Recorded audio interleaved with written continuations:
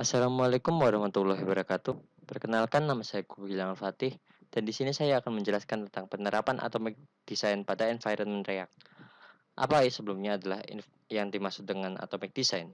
Atomic design adalah pendekatan desain yang dipopulerkan oleh Brent Frost yang menggunakan teori bahwa memecah elemen-elemen dari suatu aplikasi atau web menjadi komponen-komponen yang lebih kecil sehingga dapat digunakan kembali dan meminimalisir modifikasi atau kode ulang.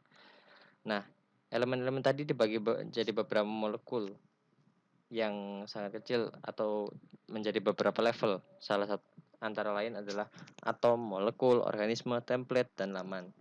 Tujuannya adalah mengurangi adanya kode berulang, mereduksi waktu setup yang dibutuhkan untuk menggunakan suatu kode, dan meningkatkan konsistensi antara komponen dan tampilan yang akan dibuat dalam suatu web.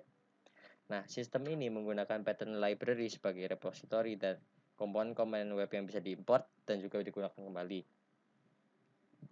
Nah, kenapa sistem ini cukup penting untuk digunakan dan cukup menguntungkan? Karena dengan pattern ini, walaupun biasanya waktu yang dibutuhkan lebih panjang daripada pendekatan desain yang lama atau pada page biasa, tapi metode ini memiliki kolaborasi antar user atau antar developer yang lebih baik dengan menjamin reusability dan maintainability dari suatu kode tersebut. Apa yang dimaksud dengan reusability dan maintainability yang lebih baik?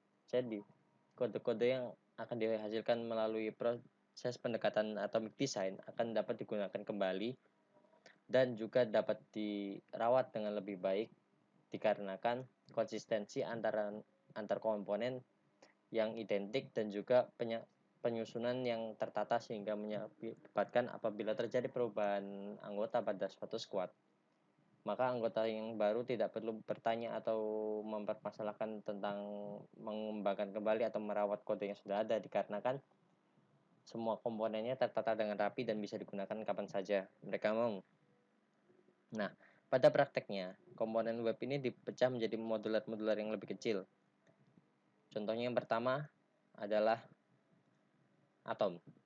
Maka pertama atom. Atom adalah level terkecil dari suatu komponen. Komponen-komponen kecil ini seperti tombol, bisa juga input atau teks, bisa juga untuk palet warna atau margin, atau segala sesuatu yang bersifat sangat dasar yang memang sudah eksak, maka itu menggunakan atom. Nah, di level berikutnya ada molekul. Nah, molekul ini adalah elemen-elemen atom yang dikelompokkan dan diatur dalam modul yang besar. Saya ambil contoh di sini tadi adalah setelah tombol, terus teks dan sebagainya dijadikan dalam suatu modul seperti modul form, terus bisa modul search atau modul select, modul filter seperti itu dan masih banyak yang lainnya. Nah, setelah di level molekul maka akan ada level yang lebih tinggi lagi yaitu organisme. Nah, pada level organisme, misal tadi kita mengambil contoh adalah modul pencarian atau modul filter, maka modul tersebut akan dikelompokkan dengan elemen-elemen lain seperti logo, teks, atau mungkin bisa digunakan sebagai mungkin lebih besar lagi seperti chart, atau mungkin penerapannya seperti data. Itu maka akan membentuk suatu level yang lebih tinggi yaitu organisme tadi, seperti elemen header atau konten dan sebagainya. Nah, setelah semuanya diatur, kita memiliki banyak organisme dengan fungsinya masing-masing, maka kita akan menggunakan templating. Nah, template ini adalah kumpulan dari beberapa organisme tadi yang dikumpulkan menjadi satu bagian yang ditata dengan rapi.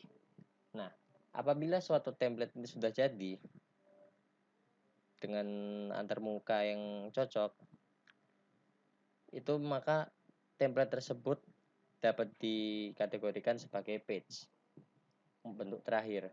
Jadi dia sudah benar-benar terorganisir antara setiap komponen yang disusun sedemikian rupa per fungsi dengan rapih.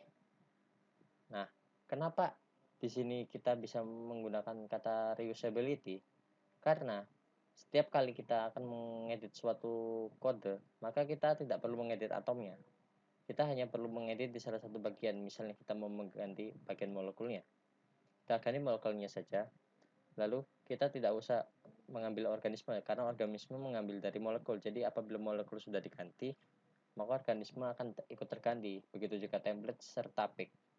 Nah, dengan begitu, maka akan mempercepat proses pengeditan serta untuk maintenance dari kode tersebut. Nah, ini saya akan menunjukkan salah satu kode. Nah, ini adalah salah satu kode yang sudah saya buat bersama tim DTS. Nah, di sini kita langsung masuk ke source dan utils. Saya akan menjelaskan tentang yang paling gampang adalah Nah, paling gampang adalah tentang komponen. Nah, jadi di komponen ini ada elemen. Di sini ini adalah beberapa contoh dari atom dan juga molekul. Saya akan mengambil contoh paling gampang button di sini. Nah, komponen button di sini sudah di styling sedemikian rupa untuk dipanggil bagaimana. Apabila large, maka dia akan menggunakan style large. Block, dia menggunakan style block. Jadi button ini adalah suatu atom yang sudah siap pakai. Nah, apabila button ini nanti akan dipakai, maka dia akan diterapkan dengan aset-aset lainnya yang dibutuhkan, seperti icon. Di sini terdapat banyak sekali icon. Juga bisa digunakan dengan komponen-komponen lain sehingga dapat membentuk suatu modul. Nah, modul berikutnya itu adalah modul berupa molekul. Nah, untuk modul molekul, dia adalah kumpulan dari beberapa atom. Maka di sini bisa dicek salah satunya adalah di sini, form. Nah, seperti ini. Business idea form. Nah, ini sudah mengimport beberapa modul dari atom yang dikumpulkan menjadi satu kesatuan fungsi yang bisa digunakan oleh para user. Nah, di sini apabila dia menggunakan fungsi-fungsi dari atom, dia hanya perlu menggantinya di sini karena sudah disediakan banyak sekali model yang bisa digunakan pada komponen button dan mengakibatkan komponen ini lebih mudah untuk dimodifikasi dan juga untuk diperbaiki di kemudian hari. Nah, setelah dari model ini form, dia bisa masuk ke page, atau yang lebih besarnya lagi bisa disebut di layout, form layout. Nah, ini adalah penggunaan untuk di tingkat yang berikutnya, yaitu organisme. Nah, kenapa di sini organisme? Karena dia itu memberikan tempat dan templating juga. Jadi di sini adalah proses terjadinya peningkatan level menjadi organisme serta template, sehingga dia tertata dengan rapi. Seluruh komponen-komponen yang sudah digunakan tadi akan tertata dengan rapi. Dengan begitu, dia akan menjadi suatu kode yang utuh dengan fungsinya. Nah, setelah dari form layout, maka dia bisa langsung dipanggil di sini, yaitu di page.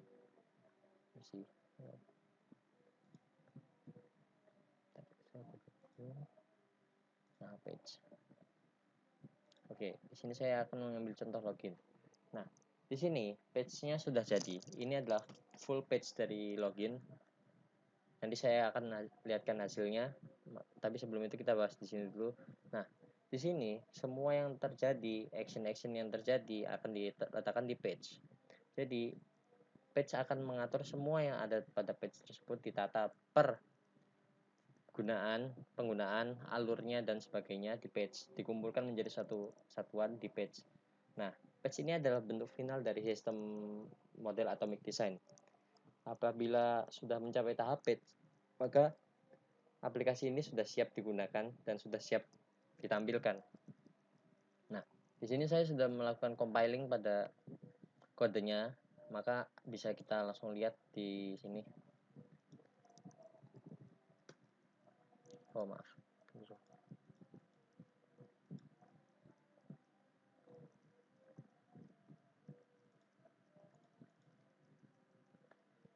di sini.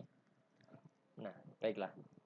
Mari kita coba bedah satu persatu. Jadi di sini ada button. Button ini adalah single item. Jadi dia tidak terikat dengan apapun. Di sini button ini sendiri adalah suatu termasuk pada atomic design level atom. Karena dia berdiri sendiri, hanya sebuah button. Nah, button ini berfungsi pada suatu form. Nah, kita akan ambil form yang lebih luasnya lagi. Tingkat yang berikutnya adalah setelah dari atom menjadi molekul. Nah, di sini saya akan mengambil satu contoh molekul. Jadi ini adalah input NIK. Nah, input NIK ini adalah kesatuan dari beberapa atom, yaitu atom input, atom placeholder, serta atom teks atau typography. Nah, mereka dikumpulkan menjadi satu sehingga membuat suatu fungsi, yaitu fungsi input NIK. Nah, dengan adanya input NIK di sini, maka dia sudah naik level menjadi suatu molekul. Nah, setelah dari satu molekul, dia menciptakan suatu lingkup yang lebih besar lagi, yaitu adalah level organisme. Nah, level organisme di sini sudah berupa fungsi secara utuh. Nah, di sini kita bisa mengambil contoh adalah ini adalah suatu form untuk login. Ini kumpulan dari input NIK, input password, remember me, dan juga tombol sign in. Ini sudah gabungan dari beberapa molekul yang bergabung dari satu menjadi suatu organisme. Organismenya itu adalah form login. Nah, di sini untuk lebih besarnya lagi, kita akan masuk ke tahap template. Nah, untuk template sendiri itu adalah gabungan dari beberapa organisme. Nah, di sini kita memiliki organisme login, kita memiliki teks di sini, dan kita juga memiliki image. Nah, apa yang dilakukan dalam tahap templating? Kita menggabungkan semuanya menjadi satu kesatuan, sehingga nantinya setelah melalui tahap template, maka sudah siap disebut sebagai page, atau sudah mencapai tahap akhir yang disebut page. Nah, page ini sudah menjadi suatu bentuk final dari suatu sistem pengembangan bermodel atomic design. Apabila nantinya akan ada perubahan pada desain ataupun perubahan pada komponen, mereka bisa kembali ke tahap atom ataupun membuat atom baru, atau juga bisa mengedit di tingkat yang lebih kecil seperti molekul, atau mau mengedit di tingkat organisme. Itu mereka bisa melakukannya karena semuanya sudah tersedia di atom. Nah, mengapa ini sangat menguntungkan? Seperti yang poin pada awal saya bilang, bahwa ini memudahkan menggunakan kembali dan juga maintenance. Apabila kodenya tertata dengan rapi seperti ini, mulai dari atom, lalu molekul, lalu organisme, terus template, lalu menjadi page, maka dia akan terstruktur dan juga gampang dipahami bagi developer-developer yang baru memegang suatu project. Jadi apabila seseorang atau sekelompok developer memegang suatu project yang harus mereka lanjutkan, sistem ini mempermudah mereka untuk memahami project yang akan mereka lanjutkan dan juga untuk melanjutkannya. Karena semuanya sudah tertata dengan rapi dan mereka tahu di mana harus meletakkan atom, di mana harus meletakkan modulsnya, harus membuat organisme baru. Mereka tahu itu. Oleh karena itu, mereka juga lebih mudah untuk menggunakan sistem ini. Dan juga sistem ini dapat digunakan kembali, seperti contohnya ini, paling gampang. Di sini kita punya modul input. Di sini ada dua yang membutuhkan modul input. Satunya merupakan input number berupa NIK, satunya lagi berupa password. Mereka adalah satu atom yang sama, tapi modulnya ini dibedakan di molekul. Mereka diberi molekul yang berbeda. Yang satunya diberikan input NIK, yang satunya lagi diberi input password. Yang itu menjadikan mereka reusable. Mereka bisa digunakan kembali berkali-kali. Apabila kita ingin menambahkan button baru, tinggal kita buat button baru dengan import dari komponen button, lalu kita edit apa yang mau kita lakukan oleh button itu, apa yang mau disampaikan pada button itu, apa yang diletakkan di placeholder, kita bisa mengeditnya. Nah, Oleh karena itu, model ini sangatlah menguntungkan bagi para developer yang bekerja di suatu tim besar yang timnya sendiri sering berubah-ubah dan juga proyeknya berjalan dalam jangka waktu panjang. Nah, sekian penjelasan saya tentang Atomic Design.